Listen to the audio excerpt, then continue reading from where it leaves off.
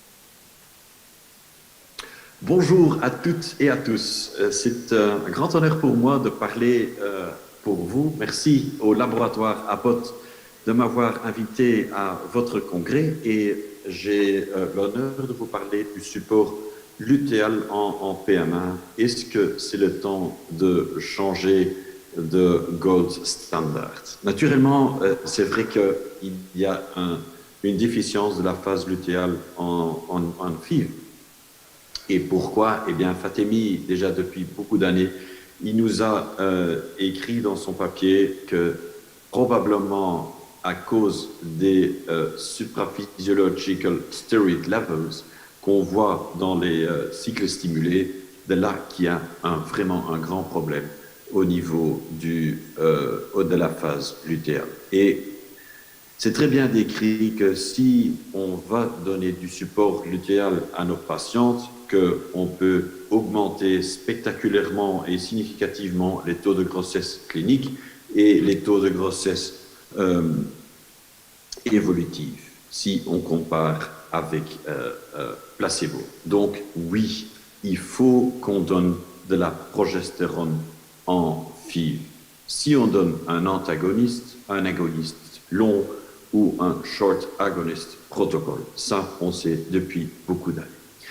Et si on demande aux cliniciens, si on demande à nos collègues quel support de la phase lutéale est-ce que vous suggérez, quelle route d'administration est-ce que vous suggérez, eh bien, dans la majorité des cas, c'est le support par voie vaginale qui est le plus populaire. Et ça date, cette interview date d'il y a 10 ans, mais aujourd'hui, le même groupe a fait un nouveau survey, un nouveau questionnaire qui a démontré plus ou moins la même chose.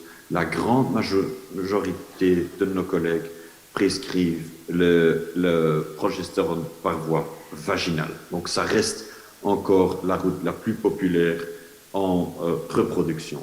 Pourtant, si on regarde les données, si on regarde l'évidence, c'est pas toujours clair parce que est-ce que vous saviez que moins de 100 patientes ont été exposées à une progestérone vaginale dans des études randomisées? Où sont les études dose finding? Où sont les études avec de grandes séries de patientes où on a comparé la progestérone par voie vaginale avec une autre route? Eh bien, il n'y en a pas jusqu'à présent. Donc c'est quand même très bizarre qu'on a eu tellement une popularité de la progestérone par voie vaginale. Et puis naturellement, on a la dihydrogestérone, une rétroprogestérone qu'on connaît depuis des années, depuis les années 60. Dihydrogestérone a été lancée au marché, une administration par voie orale, la dihydrogestérone. Donc la grande différence, c'est le double bond, soi-disant, de carbone au niveau 7 et 8 qui fait la structure de la dihydrogestérone. Et la grande différence entre dihydrogestérone et la progestérone par voie vaginale, par exemple, c'est la biodisponibilité. Vous voyez que la biodisponibilité est spectaculairement plus élevée avec dihydrogestérone comparé avec la progestérone par voie vaginale. C'est vrai qu'on va donner un dosage de 30 mg de dihydrogestérone pour arriver à la même effectivité concernant luteal phase support comparé avec la progestérone par voie vaginale. Donc le dosage journalier est quand même différent entre dihydro et progestérone micronisée. Et c'est comme ça que les études Lotus ont été créées. On connaît tous les études. Maintenant, il y a 4 ans, Herman Tourné de notre équipe a publié la grande étude avec 1000 patientes incluses dans l'étude, où on a comparé dihydrogestérone avec la progestérone micronisée par voie vaginale. Et puis l'autre étude par Gliesinger, encore une fois 1000 patientes, où on a comparé avec le crinone gel. Donc gel versus dihydrogestérone dans la deuxième étude et les comprimés par voie vaginale, donc micronisés versus dihydrogestérone dans la première étude. Eh bien, on a vu que le critère principal de ces études ont démontré une similarité, donc non-significant higher pregnancy rate, comme on dit, avec dihydrogestérone comparé avec la progestérone par voie vaginale. Donc quand même des données intéressantes. Basées sur ces études, on a fait une méta-analyse basée naturellement sur les données individuelles des participants. Et c'est George Gliesinger qui a mis les deux études ensemble, créé une méta-analyse. Et là, on a vu que la différence en termes de grossesse évolutive est devenue significativement mieux avec dihydrogestérone qu'avec la progestérone vaginale. Est-ce qu'on peut maintenant dire que dihydrogestérone est supérieur à la progestérone micronisée vaginale? La réponse est non. On ne peut pas dire, basé sur cette méta-analyse, qu'il y a une supériorité. Non, non. Pour ça, il faut un grand design d'une étude randomisée pour voir s'il y a une supériorité. Mais c'est le merging, soi-disant, de ces deux études qui ont démontré une supériorité. Donc, de toute façon, dihydrogestérone, on peut être content concernant une efficacité qui est très favorable. Concernant la maman, concernant les risques obstétricaux, concernant la sécurité, est-ce qu'il y a des effets négatifs? Est-ce qu'il y a des effets péjoratifs concernant ce dihydrogestérone comparé avec microprogestérone? Eh bien, la réponse est non. On n'a vu aucun aucun effet secondaire qui était plus élevé chez d'hydrogestérone. Donc, concernant la sécurité maternelle, aucun souci. Mais naturellement, ce qui nous intéresse encore plus, c'est les bébés, évidemment. Et si on regarde les problèmes génétiques, familiales, congénitales, par exemple des malformations cardiaques, où il y a eu des publications, et qu'est-ce qu'on a vu sur 2000 patientes randomisées? Aucune différence à la fin de la journée en termes de sécurité néonatale. Donc, on peut dormir sur les deux oreilles après 2000 patientes randomisées. En tout cas, c'est ce qu'on utilise maintenant à l'UZ chez nous. Le programme de Lotus a quand même créé, soi-disant, un shift vers la voie orale, mais concernant le support de la phase lutéale en transfert d'embryons congelés, est-ce qu'il y a des études? Parce que de plus en plus, on fait des techs de façon journalière, on fait beaucoup plus de freeze-all à cause d'un DPI, la progestérone élevée, des problèmes d'asynchronie, d'hyperstimulation et tout ça. Donc, plus de transfert d'embryons congelés. Aujourd'hui, qu'est-ce qu'on a comme études avec d'hydrogestérone dans les techs? Eh bien, dans la plupart des cas, il s'agit d'études rétrospectives, mais il y a quand même aussi déjà quelques investigations prospectives qui ont été effectuées dans des transferts d'embryons congelés. Et en fait, la conclusion dans toutes les études est similaire. Le taux de grossesse clinique et même le taux de nouveau-nés est égal dans les études. Donc, comparable dans les deux groupes si on utilise d'hydrogestérone d'un côté et progestérone par voie vaginale, donc progestérone micronisé par voie vaginale, on a les mêmes résultats. Donc, ce qui est quand même rassurant. J'aimerais bien tirer votre attention à cette étude qui est sortie il y a quelques mois, donc l'étude de Vietnam, où on a fait la comparaison entre progestérone par voie vaginale et progestérone par voie vaginale plus par voie orale, donc d'hydrogestérone. Donc deux groupes dans une étude prospective non randomisée, donc progestérone plus d'hydrogestérone et progestérone seul. Qu'est-ce qu'on a vu? Eh bien, un taux de grossesse ou taux de nouveau-né qui était similaire, donc non-significantly higher dans le groupe de la progestérone plus d'hydrogestérone. Mais ce qui est quand même encore plus important, c'est le taux de fausse couche qui était significativement moins dans le groupe de la d'hydrogestérone comparé avec progestérone seul. Donc c'est quand même important de mentionner que l'addition de cette d'hydrogestérone pourrait, je dis parce que l'étude n'était pas construite pour regarder une différence en termes de fausse couche, évidemment, donc soyons clairs et sérieux, mais on voit quand même l'impact de cette d'hydrogestérone au niveau de fausse couche. Il y a déjà des données dans le passé qui ont démontré plus ou moins la même chose, moins de fausses couches avec d'hydro.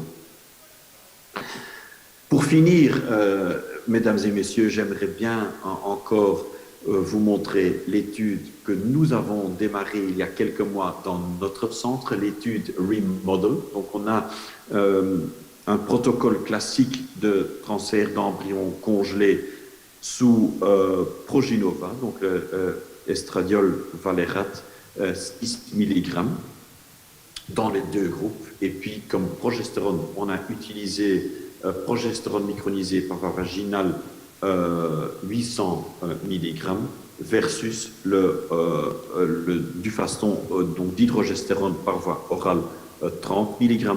Et on va regarder ce que ça nous offre en termes de taux de grossesse. Donc c'est une étude randomisée avec 150 patientes. Aujourd'hui, je crois qu'on a inclut déjà une vingtaine de patientes. Donc j'espère vous communiquer les résultats très bientôt de cette étude dans le texte, parce que ça pourrait naturellement nous offrir une évidence supplémentaire avec les transferts d'embryons congelés. Luteal phase support, le support de la phase lutéale avec la progestérone, eh bien, c'est nécessaire dans la stimulation ovarienne. Et c'est vrai que on prescrit avec des kilos ou avec des tonnes la progestérone par voie vaginale, même s'il n'y a pas vraiment une dose finding study. Pourquoi est-ce que certains centres prescrivent 400 mg, 600 mg, 800 mg sans avoir une bonne évidence? Et de là que d'hydrogestérone pourrait être un nouveau standard parce que, en termes d'efficacité, on a les données. En termes de sécurité, après 2000 patientes randomisées, on voit que les chiffres sont favorables. En termes de commodité, on ne doit pas commencer à comparer la commodité entre progestérone par voie vaginale ou progestérone par voie orale, et la tolérabilité est grande. Donc, si on pourrait changer de stratégie, je crois que c'est une direction favorable pour nos patientes. Un grand merci pour votre attention. Merci beaucoup.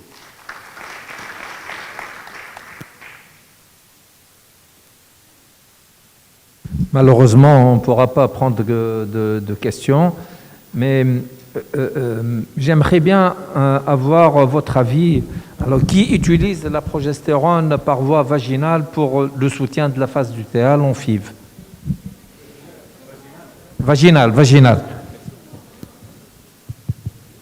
Alors, qui utilise la voie orale, le Dufaston, pour le soutien de la phase lutéale? Bon, c'est encore mitigé.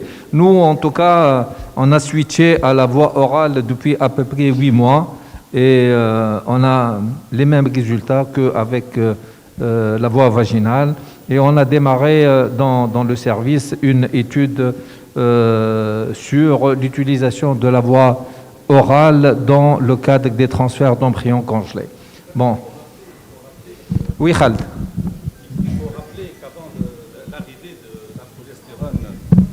Au début, quand on a commencé la fibre, on n'utilisait que le Dufaston, que la voie orale, parce qu'il n'y avait pas de progestérone par voie vaginale et on avait d'aussi bons résultats. Hein, il n'y a pas de problème.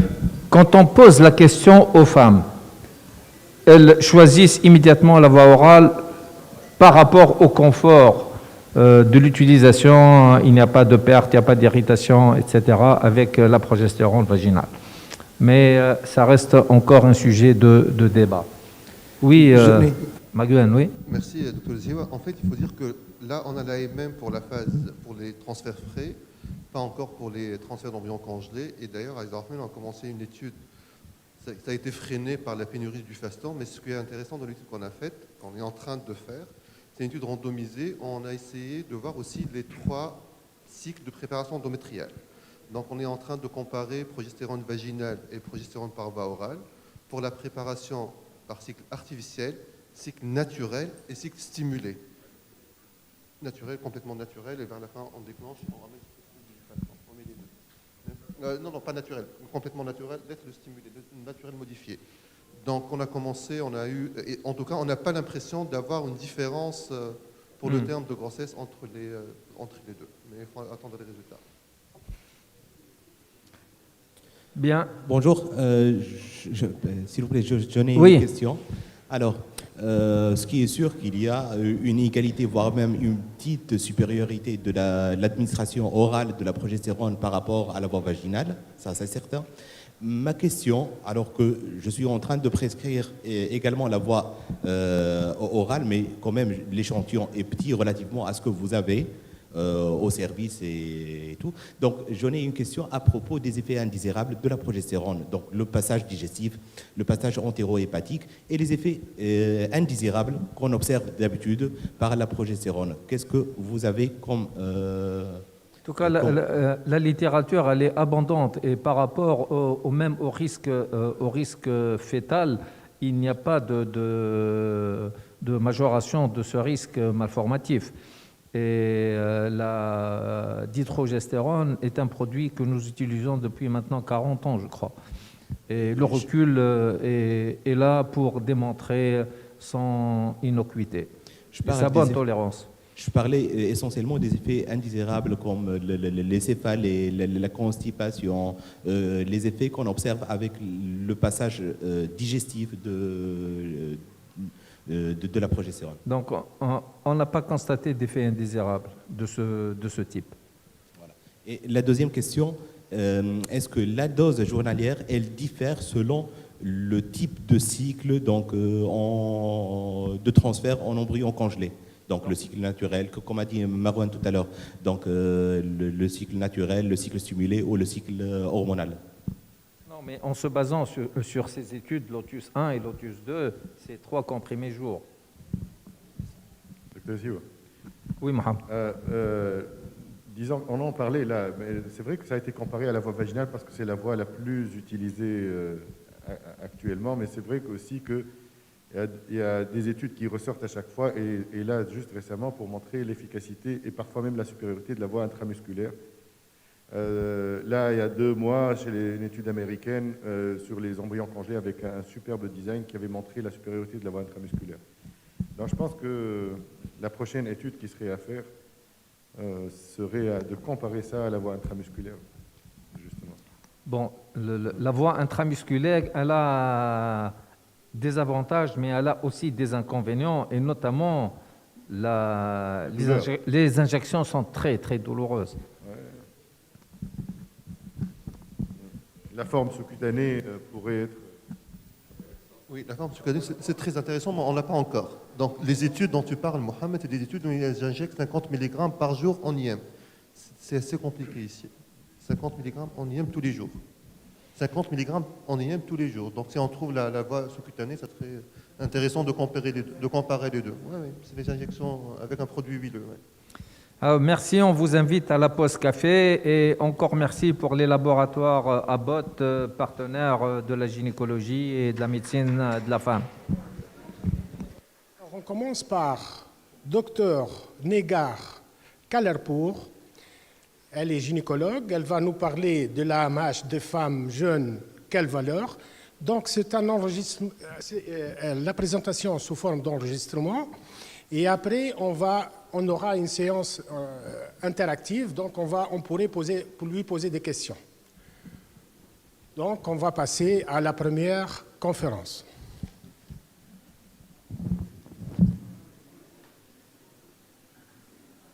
Bonjour à tous, je suis ravie de participer à ce merveilleux congrès, malheureusement de loin à cause de la situation sanitaire, mais je vais essayer de vous traiter au mieux le sujet du jour qui est la valeur pronostique de l'AMH chez la femme jeune. Je suis le docteur Kalerpour et je suis praticien hospitalier dans le service de gynécologie obstétrique du docteur Belaï Chalard au centre de Saint-Cloud. Donc nous allons traiter ce sujet aujourd'hui au mieux, en sachant que en guise d'introduction, je voulais vous faire un petit peu quelques petites bases et de rappel. En FIV, la détermination de notre réserve ovarienne et la prédiction de cette réponse ovarienne sont vraiment primordiales pour la prise en charge de nos couples.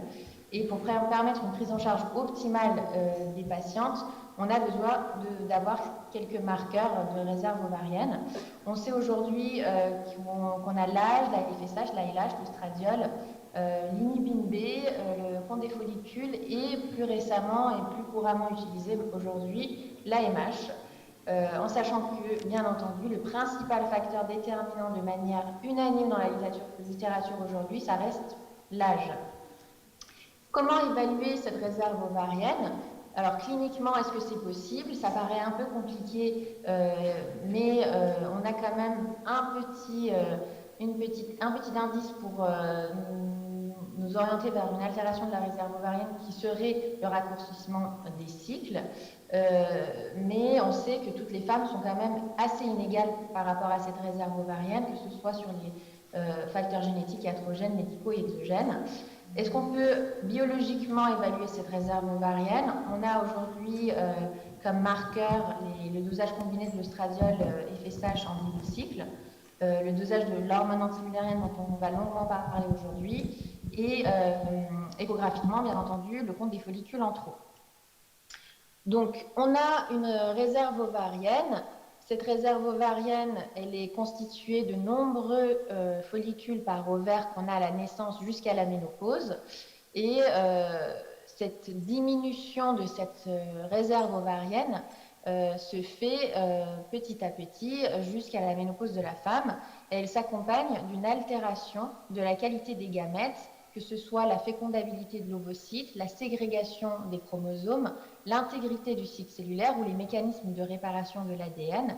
Et c'est ces faits-là, en fait, qui expliquent l'augmentation avec l'âge du délai à concevoir d'une part, et aussi, c'est très important, des anomalies génétiques et du taux de fausse couche. Donc ça, c'est quand même une information qui est importante à donner aux femmes qui, parfois, l'âge avançant, cherchent à savoir pourquoi le délai de concevoir d'une part et les taux de fausse couche augmentent. Et cet épuisement ovarien, il est variable selon les femmes et une grande part probablement de génétique qui détermine cet épuisement ovarien. L'AMH, l'hormone antimillérienne, est produite par les cellules de la granulosa de la fin de vie fœtale à la ménopause, c'est ce que je vous ai raconté. On a une corrélation assez étroite entre l'AMH et le nombre de follicules en trop vus à l'échographie, l'âge de la femme et le nombre d'ovocytes recueillis après la ponction ovocytaire. On sait maintenant, en fonction des différentes définitions, il y en a plusieurs, mais on peut définir l'AMH comme étant favorable si elle est supérieure à 2 nanogrammes par millilitre, plutôt basse si elle est inférieure à 1 nanogramme, et haut, supérieure à 5 nanogrammes, et de plus en plus, on dit qu'elle pourrait être corrélée à un syndrome des ovaires polykystiques quand l'AMH est très élevée. On peut la doser à tout moment du cycle et elle n'est pas corrélée au moment du cycle. Quelques études pour vous parler de l'AMH et des taux de grossesse en AMP. On a Breuer en 2013 qui dit bien sur son étude que seul l'âge est un facteur prédictif d'hyporéponse et de grossesse. Iliodromiti en 2014 nous confirme que l'AMH est associée à l'obtention d'une naissance vivante chez les femmes prises en charge en FIV, mais que la valeur prédictive est faible et aucun seuil précis ne peut être fixé. TAL 2015 redéfinit l'AMH comme étant un excellent prédicteur de la réponse ovarienne, mais qu'il y a une faible association avec le taux d'implantation et de grossesse clinique après l'AMP.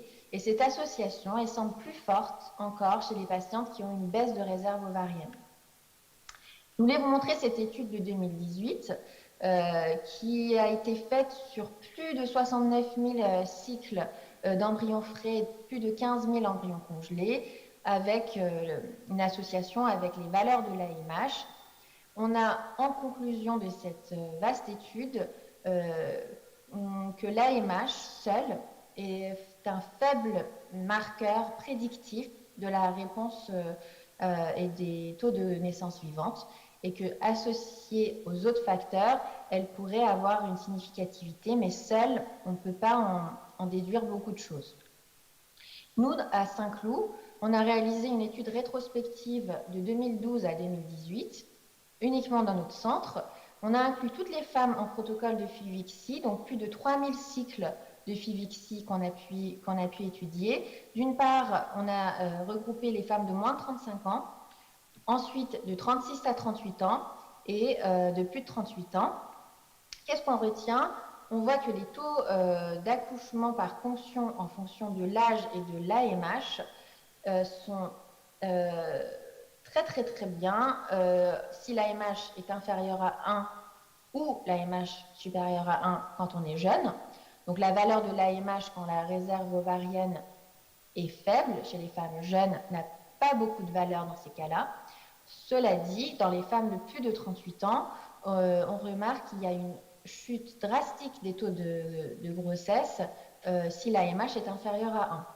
Donc ça, on a un petit peu poussé l'étude, on a regardé un petit peu plus près les femmes qu'on définit comme étant mauvais cas, avec des FSH élevés et l'AMH basse. Chez les femmes de moins de 38 ans qu'on définit comme étant jeunes, on remarque qu'il n'y a pas d'incidence sur les taux de grossesse, on a 24,05%, mais chez les femmes de plus de 38 ans, si la FSH est supérieure à 10 et l'AMH est inférieure à 1, on a une chute à 8,3%. Donc malgré une réserve ovarienne basse, les femmes jeunes ont un bon taux d'accouchement et ça, c'est pas négligeable. Cette étude que je voulais vous montrer de 2018, Morin, c'est une étude rétrospective, 2012 à 2018. On a comparé des femmes de moins de 38 ans, 345 avec une AMH basse à moins de 0,5 nanogrammes par ml et 1758 avec une AMH entre 1,1 et 4,5. Donc, bonne AMH. On a 535 avec moins de 5 ovocytes à la ponction et 2675 avec 10 à 21 ovocytes. Qu'est-ce qu'on remarque dans cette étude? On voit qu'il n'y a pas de différence du taux de blastulation, d'aneuploïdie et de naissance vivante par blastocyste euploïde. Donc, en conclusion, qu'est-ce qu'on peut en tirer? On peut dire qu'avant 38 ans, il y a une dissociation entre la baisse quantitative de la réserve ovarienne et la qualité ovocytaire. Il ne faut donc tenir compte de l'âge plutôt que des marqueurs de la réserve ovarienne. Ça, c'est hyper important pour la prise en charge des femmes jeunes ayant une baisse de réserve ovarienne. Cette étude de 2010, qui est une étude rétrospective, qui est appariée sur l'âge, on a 3 groupes d'AMH inférieurs à 0,29, entre 0,30 et 1,20, et plus de 1,21 nanogrammes par ml. Et on a 4 groupes d'âge, moins 34 ans, 34-37 ans, 38-41 et plus de 42 ans.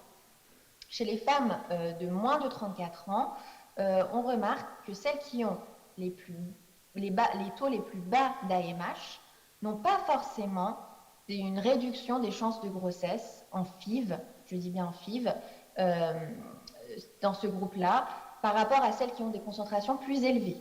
Chez les femmes de 34 à 41 ans, il y a une relation positive, c'est-à-dire que plus les taux d'AMH sont élevés, plus les taux de grossesse sont élevés. Pour les femmes de plus de 32 ans, par contre, on a des chutes de taux de grossesse chez les patientes avec l'AMH inférieure à 0,29 et qui pourtant, entre 0,30 et 1,21, il n'y a pas vraiment de différence sur les taux de grossesse. Donc en conclusion, qu'est-ce qu'on peut en tirer? On peut dire que la valeur prédictive en FIV dans les deux extrêmes de l'âge pour l'AMH est assez limitée.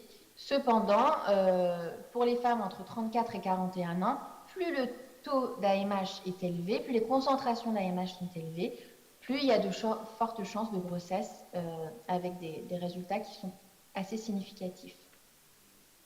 En 2018, une autre étude, Alberto Pacheco, étude rétrospective, 2971 patientes, plus de 5500 cycles de FIV.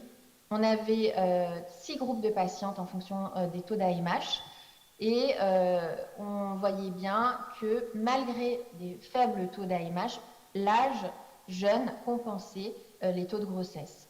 Donc ça, c'est hyper important de retenir ça comme message clé, que l'âge jeune compense l'AMH qui se réduit. Cette étude aussi, qui est quand même assez intéressante et assez récente, on regarde les taux de grossesse cumulative en fonction de l'AMH et l'âge.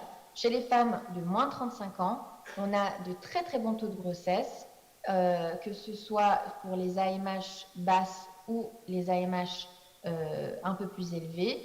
Et par contre, malheureusement, pour les dames de plus de 38 ans et a fortiori de plus de 42 ans, la différence est plus marquée. Donc, encore une fois, les femmes jeunes avec une baisse de réserve ovarienne ont toutes leurs chances en FIV. Qu'est-ce qu'il en est maintenant de la prise en charge en insémination chez les femmes avec baisse de réserve ovarienne? Donc cette étude montre qu'on a une bonne indication à la prise en charge en insémination des femmes jeunes avec baisse de réserve ovarienne. Cela dit, attention, il est important de noter que dans l'étude, il faut utiliser de plus grandes doses de FSH pour la prise en charge de ces patientes-là, avec un recrutement beaucoup plus important, 1,5 à 3 fois plus de follicules à recruter pour obtenir une grossesse chez les femmes jeunes ayant une baisse de réserve ovarienne. 2020, une autre étude qui confirme l'intérêt des inséminations chez les femmes jeunes de moins de 35 ans avec baisse de réserve ovarienne AMH inférieure à 1 nanogramme par ml. Et donc tout intérêt à les prendre en charge. Encore une fois, attention au recrutement plurifolliculaire qui est intéressant chez ces femmes-là. Donc si on devait faire un consensus aujourd'hui en 2021, on pourrait dire que l'utilité en FIV de l'AMH n'est plus à démontrer, certes. C'est une aide précieuse pour le choix des protocoles, la dose de gonadotropine à utiliser et évaluer aussi les risques d'hyperstimulation ovarienne. C'est ce que recommande Lechereux et Nice depuis 2013. Mais attention, l'issue de la FIV dépend surtout de l'âge de la patiente.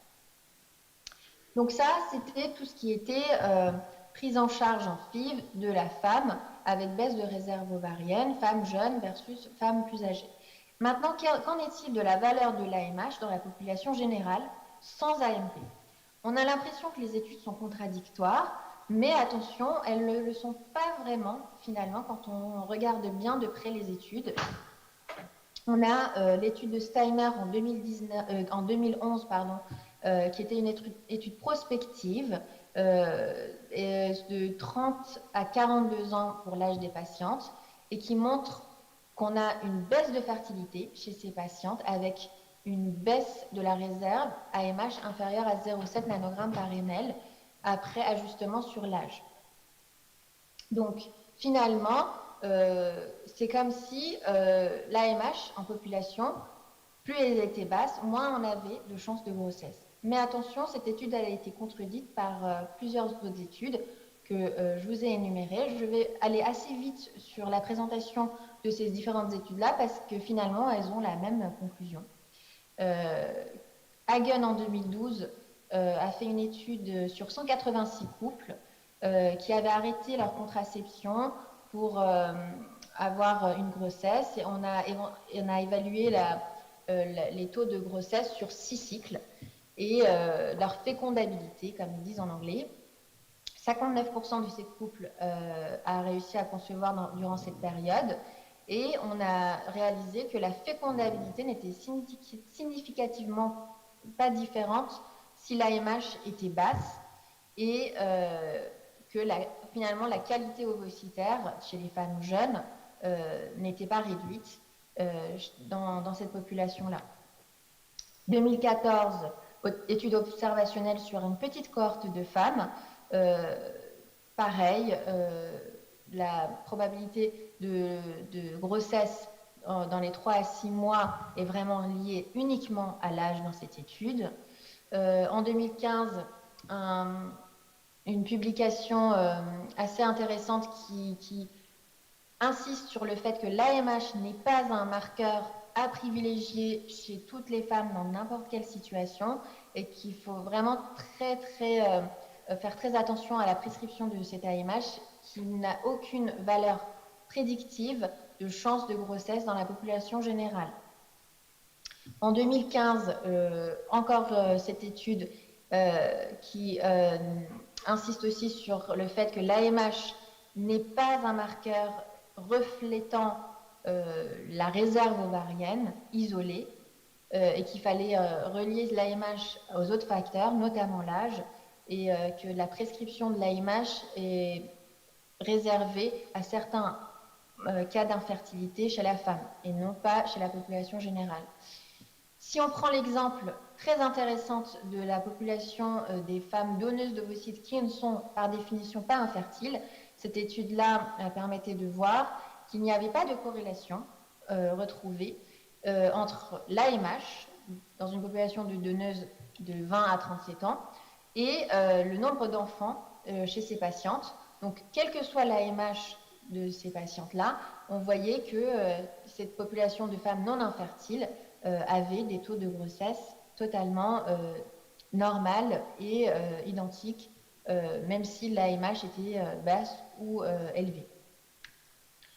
En 2017, une étude rétrospective sur 279 patientes qui montrait que le délai de concevoir, cette fois, n'était pas du tout relié au taux d'AMH, ce qui est aussi important dans la prise en charge de la population générale. Steiner, en 2017, insiste aussi que les marqueurs, les biomarqueurs que nous avons aujourd'hui pour évaluer la réserve ovarienne ne sont pas associés à la réduction de la fertilité et que les femmes avec une baisse de réserve sur l'AMH inférieure à 0,7 n'ont pas forcément une baisse du délai de concevoir sur 6 cycles et qu'il fallait faire attention à l'utilité de ces biomarqueurs.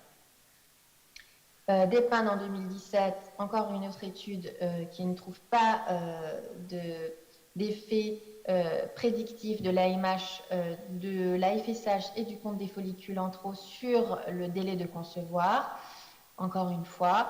Et pour finir, je voulais vous montrer cette étude qui, elle, soi-disant contredit, mais pas vraiment les autres études, de 2018 de Korsholm.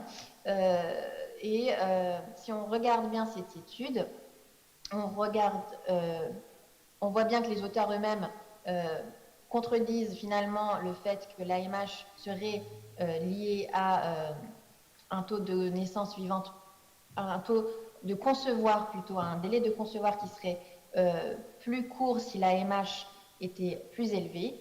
C'était leur conclusion, mais eux-mêmes émettent des gros doutes. Et en sachant que cette étude-là, finalement, elle ne prenait pas du tout en compte l'âge des patientes et on avait jeté vraiment toutes les données sans prendre en compte l'âge des patientes qui allait de 25 à 42 ans. Donc finalement, on revient quand même à la même histoire assez souvent dans toutes les études. Je voulais vous faire un petit point sur les taux d'AMH et la contraception orale, en sachant que, bien entendu, tout le monde le sait, on a une chute de 29 à 50% des taux d'AMH qui sont faites sous pilule contraceptive. Et idéalement, il faut attendre 2 mois pour évaluer la réserve ovarienne par l'AMH et le compte des follicules en trop pour avoir un reflet réel de la réserve ovarienne chez ces femmes-là. Donc, encore une fois, je remets l'attention sur le fait que l'AMH n'est pas un marqueur de fertilité, encore une fois. Et en conclusion, je voulais vous dire que le dosage sérique de l'AMH est devenu aujourd'hui incontournable dans la prise en charge de la fertilité féminine. Certains auteurs ont voulu en faire le marqueur unique de cette fertilité, y compris en population générale, et qui ne souhaiteraient peut-être pas encore d'enfants.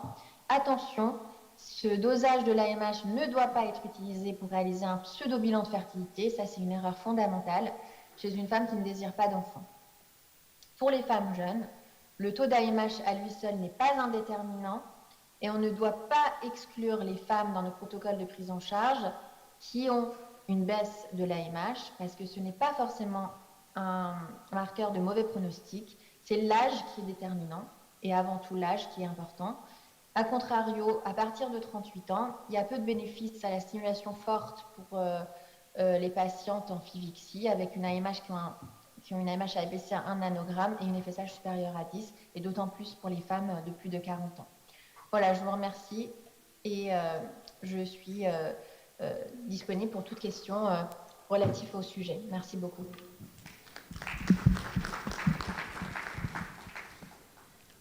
Merci, Dr Kalampour. Donc, on va passer aux questions. Est-ce qu'on pourrait avoir en direct? Oui, bonjour, je suis là. Voilà. D'accord, on va passer aux questions. D'accord, Dr Khrouf, oui. Bonjour, merci beaucoup. Alors moi, j'ai deux questions. Alors, la première question, c'est ne pensez-vous pas que pour savoir ou déterminer si l'AMH est prédictif du taux de succès en FIV, il vaut mieux s'intéresser plutôt au taux cumulatif de grossesse, puisque celles qui ont les AMH plus élevés ont plus de chances d'avoir des embryons congelés, donc issus d'un même cycle. Ça, c'est la première question. Et deuxième question, vous avez fini par dire que ça ne devrait pas figurer dans un bilan de fertilité d'une dame qui n'est pas actuellement en désir immédiat de grossesse. C'est vrai que l'AMH n'est pas un marqueur de fertilité actuel, mais c'est aussi un marqueur du temps qui reste. Et une femme qui souhaite planifier son futur, quand est-ce qu'elle va être maman, l'AMH pourrait être un outil pour la conseiller, et notamment dans des pays qui autorisent la préservation de la fertilité pour ce genre de questions. Voilà, c'était mes deux questions. Merci. Merci beaucoup. Alors, je suis totalement d'accord avec la première affirmation. Effectivement, de toute manière, ce qui est beaucoup plus efficace dans les études, c'est d'avoir un taux cumulatif. Donc ça, certes, je suis complètement d'accord. Et deuxièmement, alors attention, parce que je pense qu'il faut faire attention à l'utilité de l'AMH chez une femme pour un bilan même pour faire le point. Je pense qu'il faut d'abord commencer le bilan par un bilan simple de clinique, les règles, etc., savoir s'il n'y a pas un désordre, un raccourcissement comme je vous ai dit. Ensuite, faire un bilan sans AMH, à mon avis. Faire un bilan de FSH/LH, voir s'il n'y a pas des marqueurs qui montrent une baisse de réserve ovarienne. Et puis, si on a des indices qui nous orientent peut-être vers une prise en charge pour une préservation ou on a un indice de baisse de réserve ovarienne, complété par l'AMH. Parce que si une dame vient et qu'elle n'a pas du tout de désir de grossesse, si on dose l'AMH et qu'elle est abaissée, malheureusement, on ne sait plus quoi en faire. C'est ça le problème, et qu'après on risque d'affoler les patientes, alors que la valeur de cette AMH isolée sans désir de grossesse et sans indice de baisse de réserve ovarienne dans l'interrogatoire reste compliquée à gérer. Ok. Une deuxième question.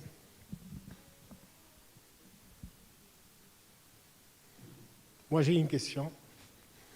Alors une AMH presque effondrée, à 0,02. Un spermogramme normal, des trompes qui sont perméables. Est-ce que vous êtes favorable, une femme âgée de moins de 35 ans, est-ce que vous êtes favorable pour des inséminations ou pour une fécondation in vitro? Alors, c'est toute la question. Cycle régulier. Il faut compléter par la FSH, l'AMH qui est aussi effondrée. Il faut être sûr que ce n'est pas une insuffisance ovarienne prématurée aussi, attention. Parce que là, moi, je vous parle de baisse de réserve ovarienne, on n'est pas encore à l'IOP. C'est quand même différent. L'insuffisance ovarienne prématurée, je le mets de côté. Là, on parle de baisse de réserve ovarienne avec les marqueurs qui suivent. Donc moi, en général, je regarde la FSH. Pourquoi? Parce qu'effectivement, normalement, avec ce que je vous ai dit, baisse de réserve ovarienne chez la femme de moins de 35 ans, si on stimule fort et qu'on a 2-3 follicules à la stimulation pour insémination, les études nous disent que ça marche. Donc, normalement, il y a une indication à aller vers... on pourrait aller vers des inséminations. Après, moi, je dis attention quand même à évaluer la FSH dans ces cas-là pour ne pas passer à côté d'une IOP, où là, la prise en charge elle est quand même différente et qui pourrait peut-être, dans les derniers moments, avant de basculer vraiment vers une baisse de réserve ovarienne drastique, faire peut-être une tentative de FIV avant et ne pas perdre de temps. D'accord, merci. Docteur Khrouf, vous avez une question? Non. Alors, je vous remercie pour cette excellente communication et on passe à Dr Andros Esteves.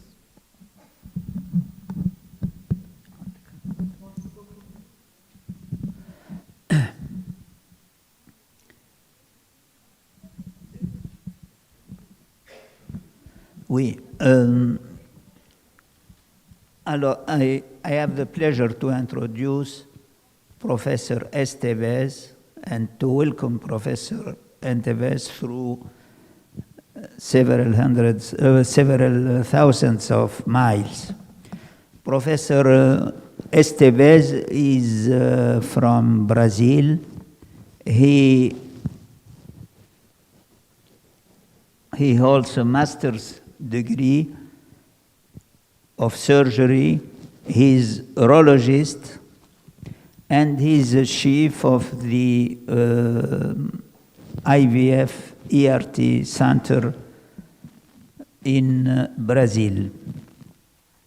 He holds honorary title of and clinical tutor in urology at the University of Edinburgh, UK, and he published over 200 scientific papers in peer-reviewed journals, authored over 70 book chapters, and presented over 150 papers at both national and international scientific meetings. Professor Esteves serves on the editorial board of several journals. He is associate editor of International Brazilian Journal of Urology and Frontiers in Reproduction Endocrinology. Professor Esteves is the recipient of the Alumni of the Year Award from the Cleveland Clinic Center for Reproduction Medicine. Professor Esteves will give a talk on the poor responders, and Professor Esteves, you can go on, please.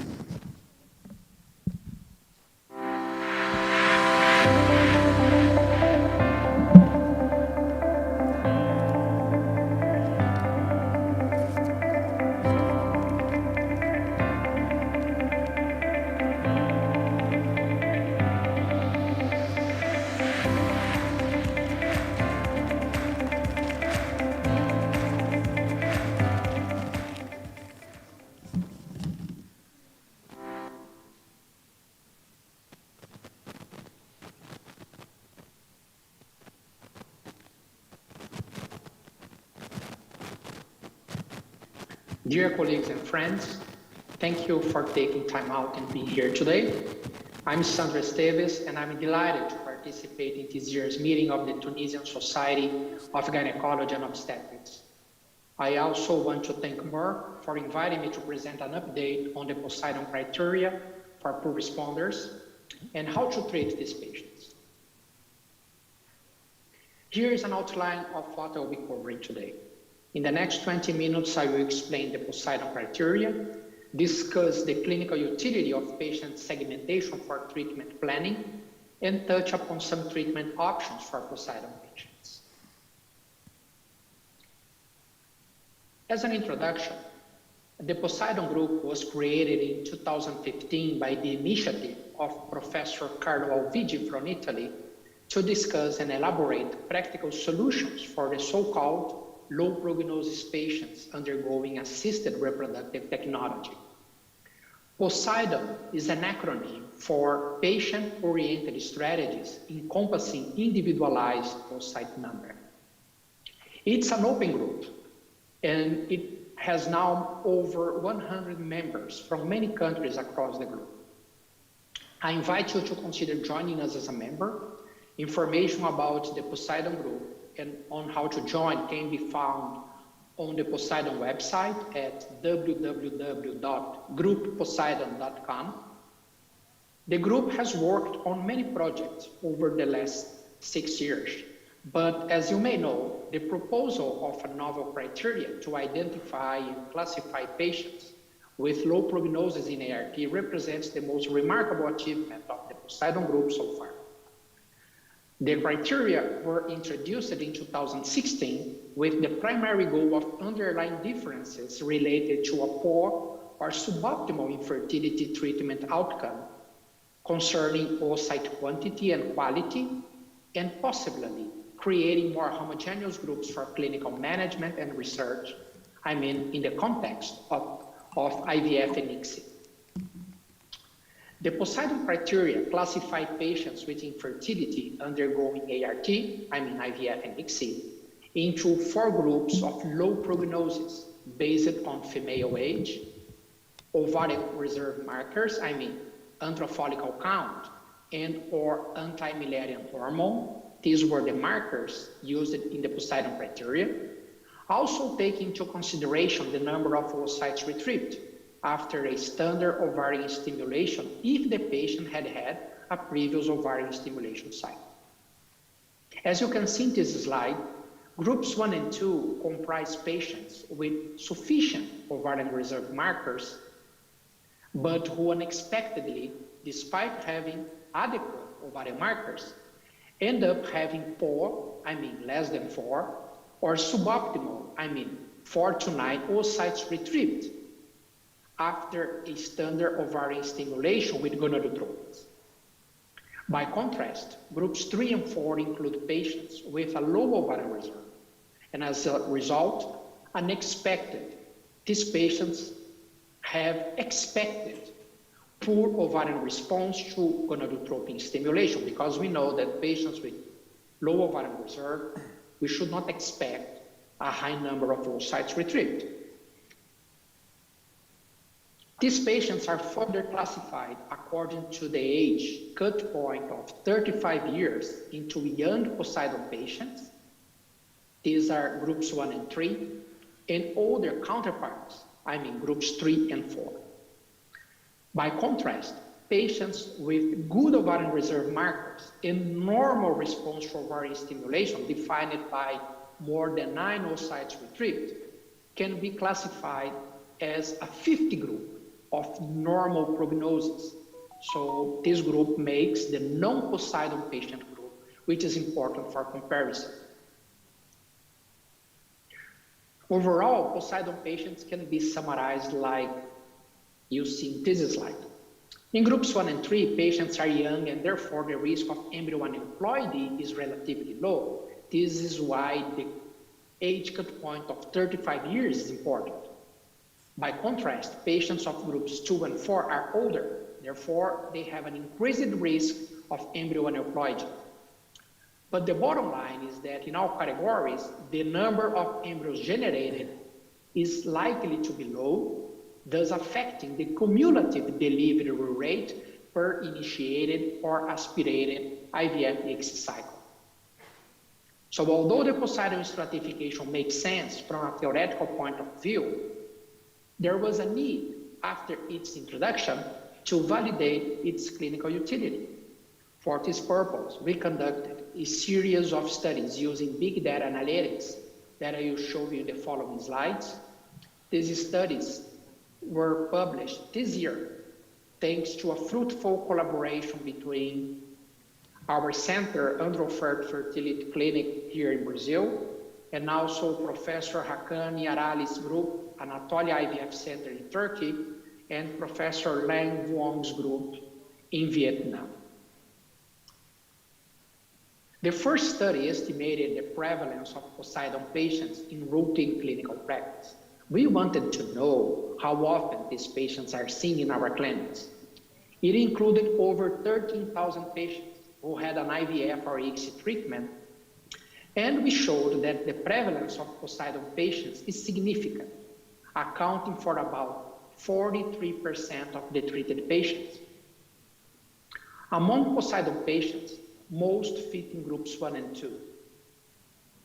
That is, they had an unexpected, poor or suboptimal response to ovarian stimulation, despite having sufficient pre-stimulation ovarian markers. Just remember, an expected poor or suboptimal response means having below 4 poor or between 4 and 9 suboptimal response after gonadotropin stimulation. Although they had potential to have more, they end up having less than expected. This study also showed that in general, Poseidon patients were older, had a higher BMI, lower ovarian reserve, and a higher frequency of female factor as the primary treatment indication than non-Poseidon patients. Poseidon patients required larger doses of gonadotropin for ovarian stimulation, despite achieving a 2.5 times lower number of retrieved oocytes than non-Poseidon patients. As I mentioned before, non-Poseidon patients were those with ovarian markers above the cut points established by the Poseidon criteria and who had more than 9 oocytes retrieved after the standard ovarian stimulation with gonadotropins. The second study showed a strong agreement between antral follicle count and AMH in classifying patients according to the Poseidon criteria. This is important because, as I showed you before, the ovarian markers introduced in the Poseidon criteria were AFC and AMH. But do we need to use both for patient classification, or one is enough? So this study included over 9,000 patients who had their baseline ovarian reserve assessed by both AFC and AMH. We found that in practical terms, 3 out of 4 patients were classified under the same group using both biomarkers. So this study indicated that either AFC or AMH can be used for patient classification. However, 1 in 4 women will have discordant values, and as a result, assigned to a distinct group when both biomarkers are used. So clinicians should adopt a single biomarker for patient classification according to our findings, and we believe that you should adopt the one that best reflects your clinical setting. This study also showed that an AFC of 5 and an AMH of 1.27 nanograms per ml were the optimal values to predict the retrieval of less than 4 oocytes. So these values that we found in this study using logistic regression analysis were like the values established by the Poseidon criteria. So this study validated the thresholds established by the Poseidon criteria regarding AFC and AMH. Also, for the first time, AFC and AMH thresholds were reported for identifying suboptimal responders. I mean, patients who end up with an oocyte yield between 4 and 9 after the standard ovarian stimulation. So we found that an AFC of 12 and an AMH value of 2.95 nanograms per ml, as you can see in this logistic regression analysis curve, were the optimal thresholds for the suboptimal oocyte retrieval after conventional ovarian stimulation, defined as the retrieval of between 4 and 9 oocytes. The third study compared cumulative delivery rates after 1 aspirated cycle among Poseidon groups, using a control group of normal responder as the reference population. The cumulative delivery rate per aspiration cycle was defined as the number of deliveries with at least 1 live birth resulting from 1 aspiration IVF cycle expressed per 100 patients. This is the ICMARC definition. So in this study, we included all cycles in which fresh and/or frozen embryos were transferred until 1 delivery with a live birth occurred or until all embryos were used. As you can see, the survival plots analysis showed that the cumulative delivery rates were significantly lower in Poseidon patients than in non-Poseidon patients. Overall, the cumulative delivery rate was 33.7% in Poseidon patients compared to 50.6% in non-Poseidon patients. And among Poseidon groups, the cumulative delivery rates were higher in the younger population, I mean groups 1 and 3, and which is expected, than in the older population groups 2 and 4.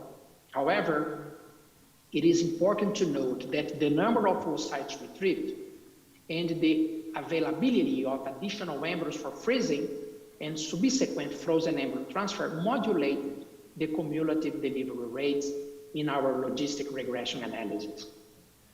This study also showed that on average, the cumulative delivery rates of Poseidon patients was 50% lower than in normal responders and varied across Poseidon groups. Interestingly, although patients fulfilling the Poseidon criteria had lower cumulative delivery rates than normal responders, the rates varied according to age and also the number of oocytes retrieved. It was higher in younger patients and in patients with higher oocyte numbers across all age groups. So it means that in Poseidon patients, having more oocytes increases the probability of achieving cumulative delivery rates. Given the importance of oocyte number and female age for the cumulative delivery rate, the Poseidon group proposed a new marker of reproductive success in ART, namely the ability to retrieve the number of oocytes needed to obtain at least one euploid blastocyst for transfer in each patient. You know that embryo euploidy is important for us working in the IVF-ICSI field. Embryo euploidy was included in the Poseidon metric because implantation and live birth rates are relatively constant across all age groups after the transfer of euploid embryos. So it means that the availability of euploid embryos helps offset the adverse effect of female age on ART reproductive outcomes. This is data from our previous study, which confirmed that the frequency of patients with at least one euploid embryo is higher in the younger patient group, which is not surprising. However, this study also shows that the higher the number of embryos obtained, the higher the frequency of patients with at least one euploid embryo in all age groups. So the solution to improve reproductive success, particularly for patients with advanced maternal age, would be to have more embryos, because it will increase the chances that at least one of these embryos be euploid. Naturally, to have more embryos, we need more oocytes. But the question is, how many oocytes do we need for each patient we treat? To answer this question, we developed a predictive model that estimates the individualized probability of blastocyst euploidy per metaphase 2 oocyte as a function of female age and type of sperm used for ICSI. These variables were chosen in this model because they were the most relevant ones impacting the probability of embryo euploidy based on a study we conducted using logistic regression analysis.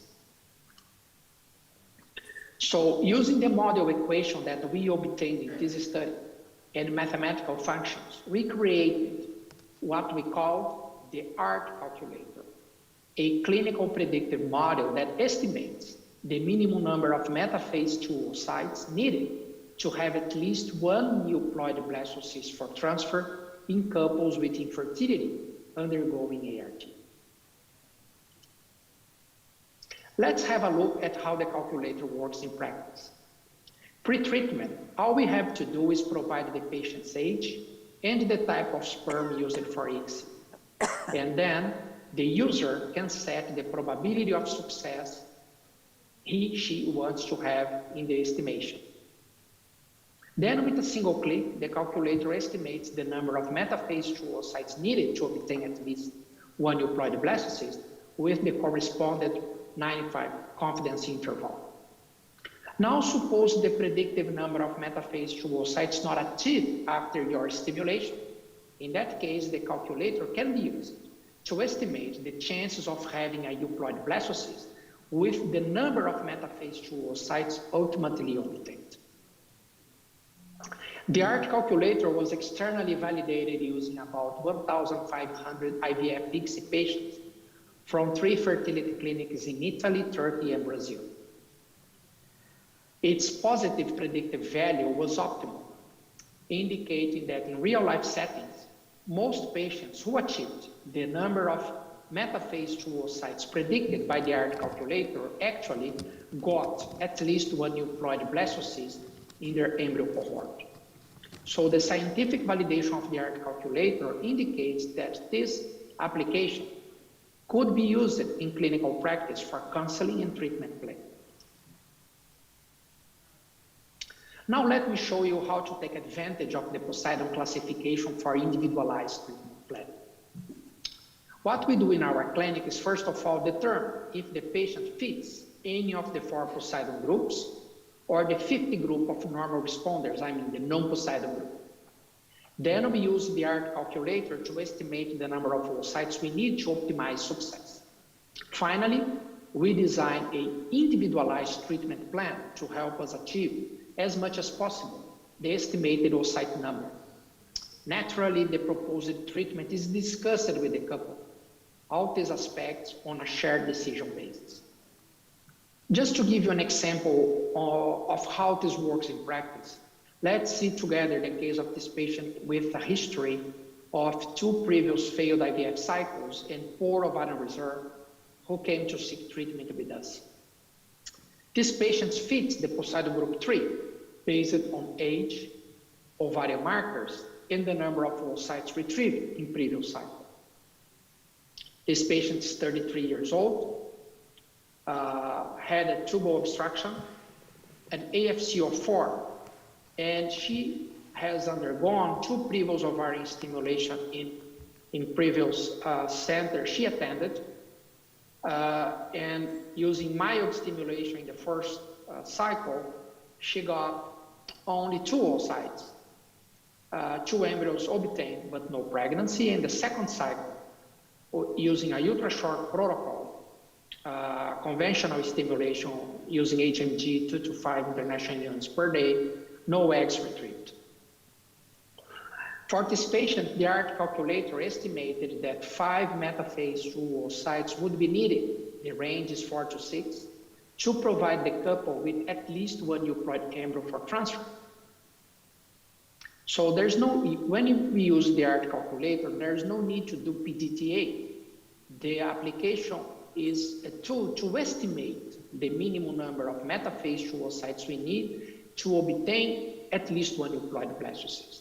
We could take advantage of this application without the need actually to offer PGTA to all patients. So in this case, the treatment we proposed took into account primarily the ovarian reserve, which was very low.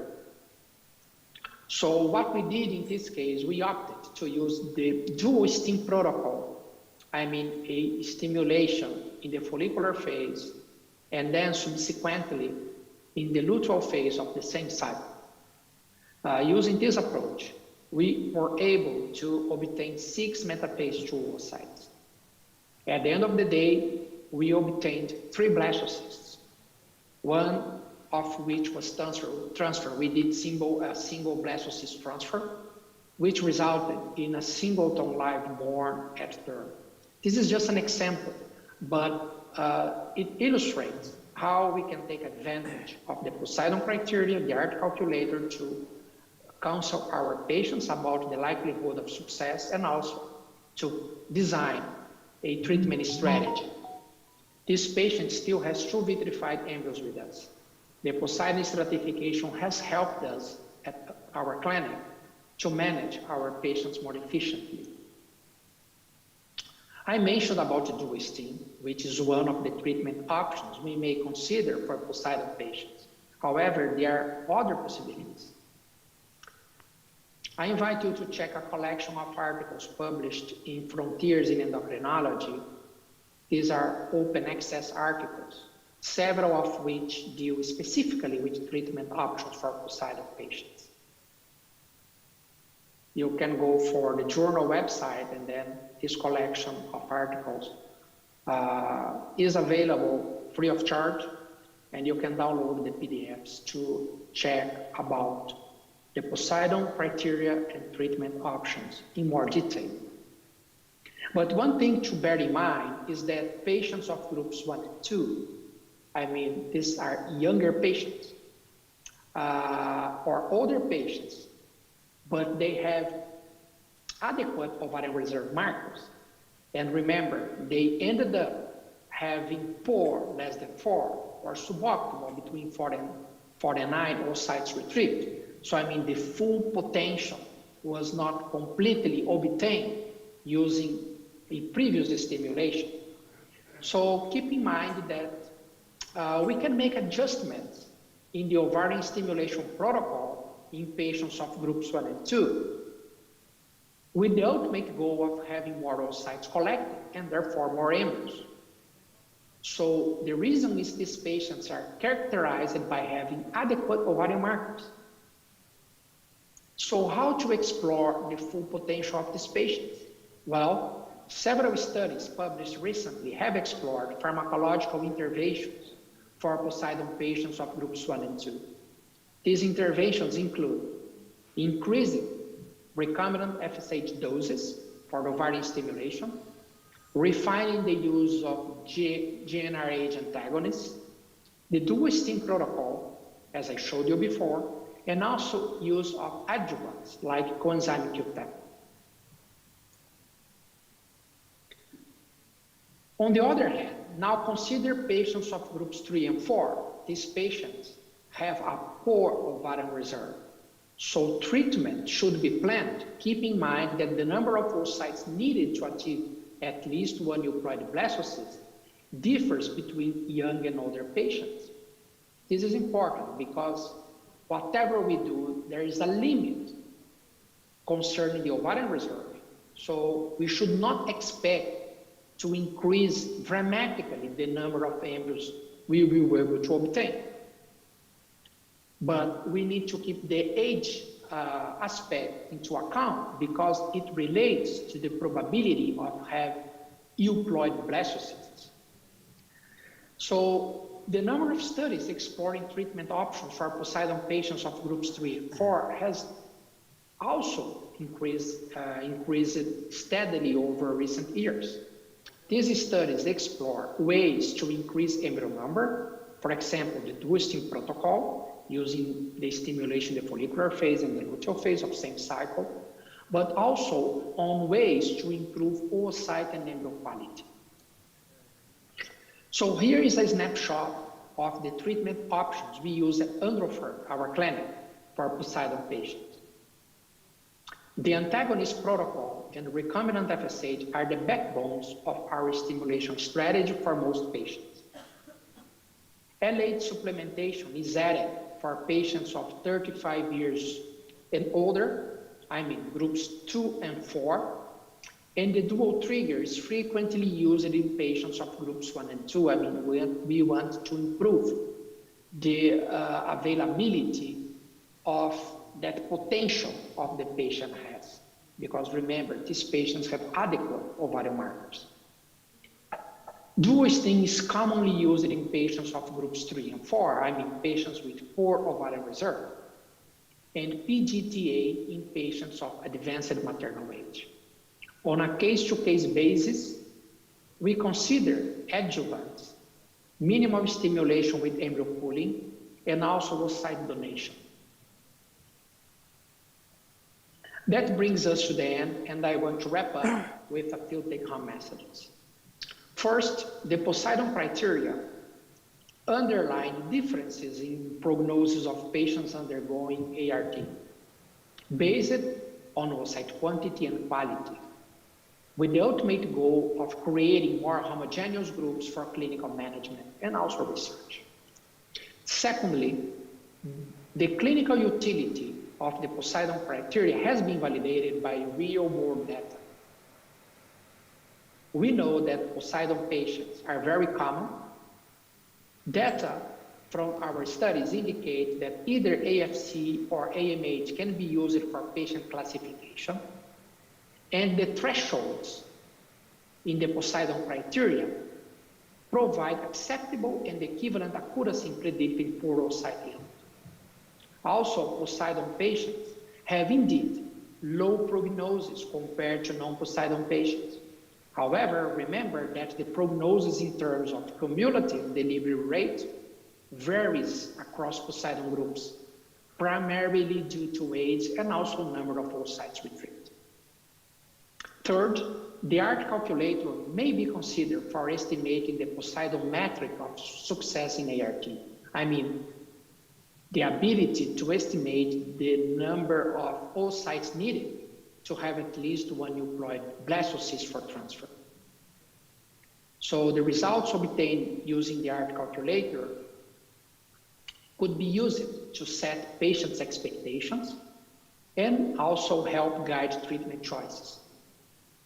So it emphasizes how age, aneuploidy rate, and oocyte number are important factors for success in ART treatment.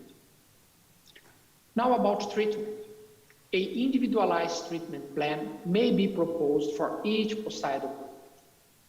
In patients of groups 1 and 2, treatments primarily focused on pharmacological interventions to optimize ovarian response and increase oocyte number and quality. In patients of groups 3 and 4, by contrast, treatment should be focused on ways to enhance oocyte embryo quality or increase oocyte embryo number, mainly through accumulation strategies. But in our case, it is crucial to keep in mind that the number of oocytes needed to achieve at least one euploid embryo for transfer differs between young and older women. So although we need more evidence in this area, patient-oriented strategies encompassing individualized oocyte number for each Poseidon group may improve success rates and reduce time to life burden, ultimately improving care and contributing to total quality management. Thanks a lot for attending this session. Take care, goodbye, and enjoy this year's meeting.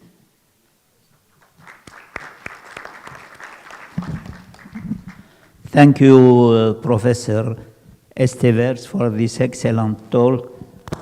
If we can take some questions from the audience.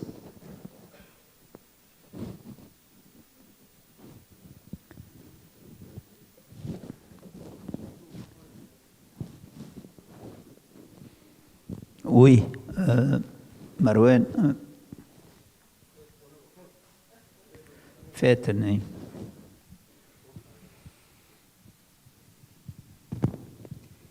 Hello, thank you, Mr. Estevez, for this clear presentation. It was thorough on a complicated matter. My question is, I've seen you put some recommendation for larger doses for gonadotropin for unexpected poor responders, young ones. Are you familiar with mild stimulation for these patients? And if not, do you go over 300 units? We don't hear you.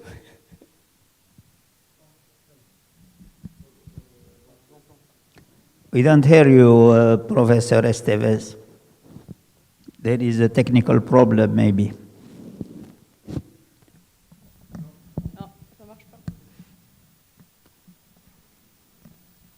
Do you hear us?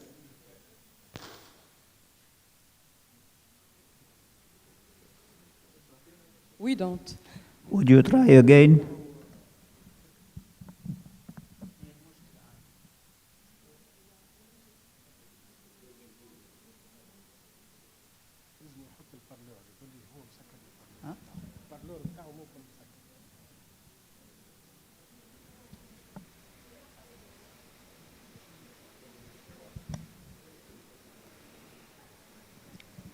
Could you please try again? We don't hear anything. We don't hear you.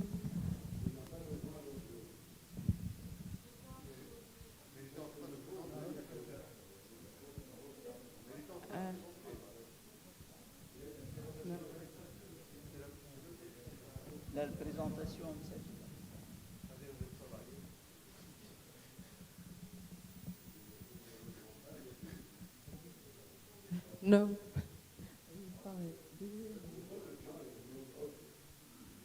Are you on audio mode? Yeah, we hear you now. Okay. So what we propose for patients of Poseidon groups 1 and 2 is actually to increase the gonadotropin dose. not using the mild stimulation protocol for these patients. We clearly show in our studies that if we think in terms of cumulative delivery rate, I mean, the ability to have a baby after one IVF cycle, the mild stimulation can be an option perhaps for young patients, but it will not optimize the cumulative delivery rate. So the metric, the endpoint that we use in the Poseidon classification is not live birth rate per se, but cumulative live birth rates. So in the mild stimulation protocol, how you'll be able to achieve the optimal number of oocytes, for instance, in group 2, which are patients older than 35. These patients have increased aneuploidy risk, so it's unlikely you will be able to obtain the optimal outcome for these patients by using the mild stimulation. You might be help the patients younger than 35, but again, if the metric is cumulative delivery rate, the mild stimulation, in our opinion, is not the way to go. Do you go over 300 units? No, not over 300. At we which propose dose? that the maximum gonadotropin dose per day is 300, not more than that. Okay. 300 is the maximum dose. But we propose that not only the gonadotropin dose actually is considered. We need to consider other, options. For instance, we might consider refining the trigger strategy. For using the dual trigger, for example, we might also consider actually using LH supplementation in women of 35 years and older to improve, the outcomes of this patient population. Because in groups 1 and 2, for instance, these unexpected responders, it has been suggested that the reason explaining this unexpected poor or suboptimal response, despite having adequate ovarian markers, is related to polymorphisms affecting gonadotropins or their receptors. So for instance, variants in the FSH receptor or the variant beta-LH could be responsible for this inadequate or suboptimal outcomes. And then the refining in the stimulation protocol by increasing the FSH dose or adding LH, or even refining the use of the antagonist protocol are strategies that should be considered for this patient population. Thank you. Yes, Marwan, go on. Thank you, Dr. Estevez, for your excellent presentation. I want to ask you, in your daily practice, did you systematically prolong the embryo culture to have blastocysts in the 3rd and 4th group of Poseidon? Or in sometimes, do you vitrify or transfer type 2 or type 3 embryos? Okay, thank you very much for this question. Our program is essentially a blastocyst program. So basically, we are not actually selecting, day 2, day 3 transfers based on Poseidon groups. We, for instance, if patient is Poseidon group 4, advanced maternal age, our strategy is to go for blastocyst and do trophectoderm biopsy. So our data indicates that the blastulation rate, if you control the variables in the laboratory optimally, the blastulation rate should not be affected significantly by the different groups we see in our clinic. Even we deal a lot with severe male factor infertility, even for non-obstructive azoospermic patients. We actually go for the blastocyst culture and with satisfactory results. So I do feel that the blastocyst helps, but obviously it depends on each laboratory, each condition. I feel there's place for day 3 freezing, but in our settings, the blastocyst culture is the primary choice in our IVF program. Thank you. Another question? Yeah. Thank you. My question is about the group 1 and 2. The primary endpoint of the calculator now is actually the number of mature oocytes. And having a low number of mature oocytes can be induced by the low response or the poor response, but also from an issue with the triggering of or the retrieval rate or the maturity rate. So all these issues now are mixed in group 1 and 2. So do you think that we should separate this different problem because the action is different from each subgroup? Thank you very much. Absolutely agree. This is a very important point to make. In one of the papers we published explaining groups 1 and 2, and also one metric that we proposed, I didn't have time to go into detail about this metric, which is the follicle to oocyte index, which is calculated by dividing the number of oocytes retrieved by the number of antral follicles at the beginning of stimulation. So you calculate FOI, indicating that how effective you have been during your stimulation. So when we have, let's say, poor or suboptimal number of oocytes retrieved in groups 1 and 2, the reasons could be not only these polymorphisms, for instance, that I mentioned before, but could be technical issues related to the trigger or even the oocyte pickup. And also the FSH dose that could perhaps not be completely optimized. So when I have a patient of groups that I do a stimulation and the patient end up fitting in groups 1 and 2, I need to do a cause-effect analysis. It's like quality management system analysis to understand what is the likely problem this patient had. It could be that the trigger was not optimized. It could be that you need to check if it was any technical issue related to the aspiration or the dose, etc. And the other thing is that please consider that in some cases we get suboptimal oocyte response, let's say 8 oocytes retrieved, but the antral follicle count of that patient, although adequate, was consistent with the number of oocytes retrieved. So it's unlikely that in that particular case, increasing the FSH dose or changing the stimulation protocol will add a lot. And then in a case like that, we might consider the dual stim protocol. I think we absolutely agree with your remark that we need to really go more in depth for the reasons why we have the poor or suboptimal response in patients of groups 1 and 2, having this broad perspective. Thank you. Are there any other questions? Yeah. Hola, Dr. Esteves.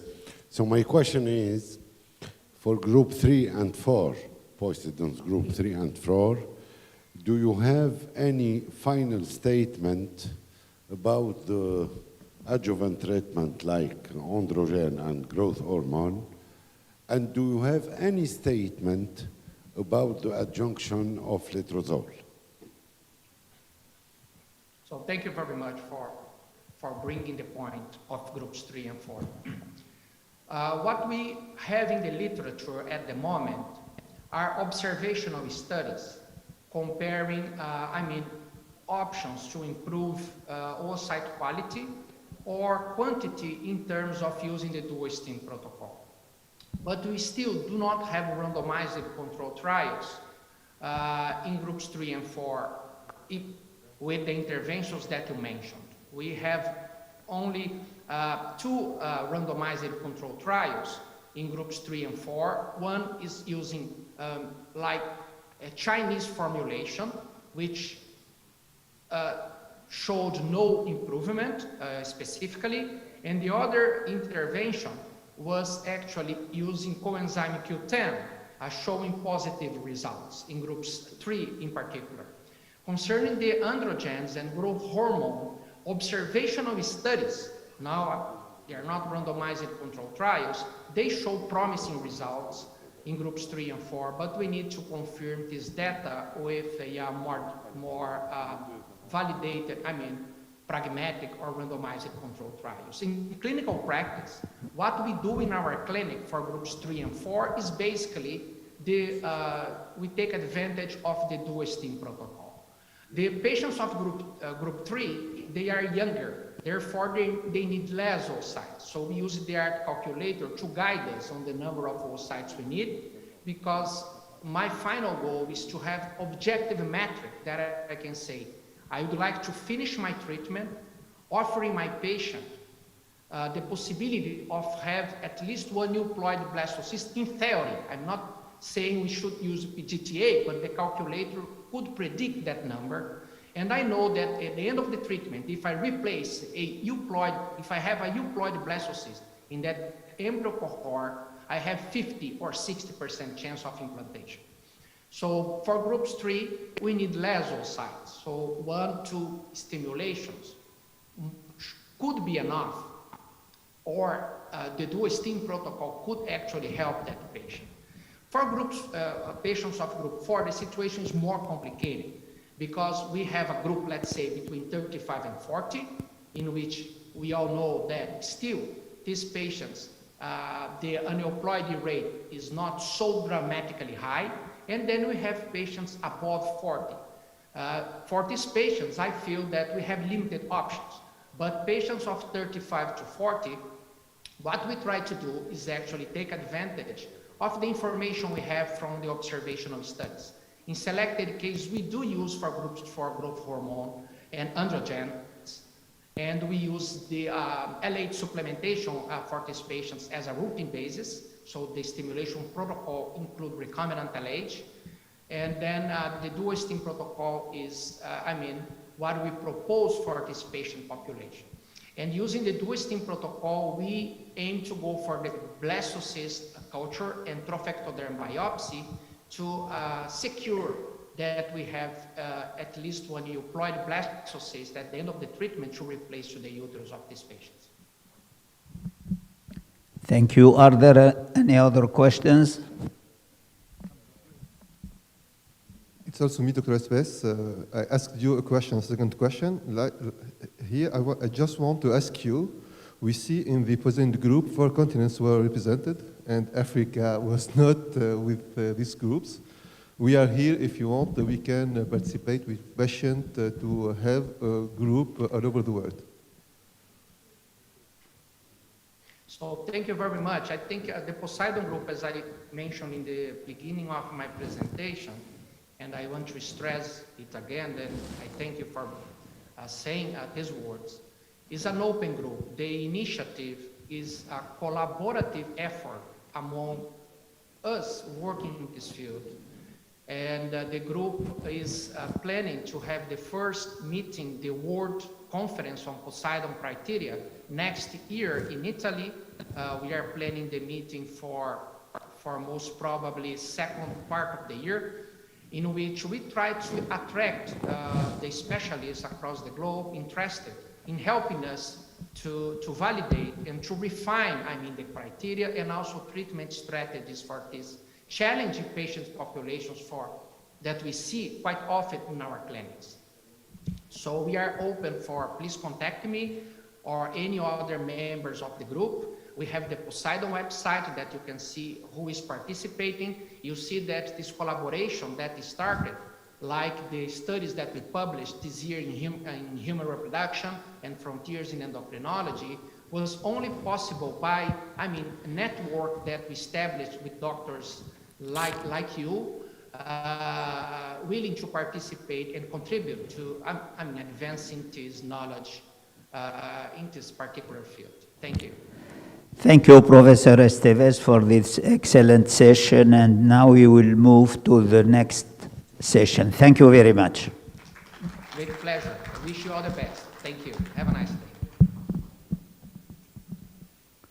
Merci. On va passer à la communication suivante, donc présentée par Dr Selim Afourati, qui s'intitule « La qualité embryonnaire en FIV, comment l'apprécier ?» Tu as la parole, Selim.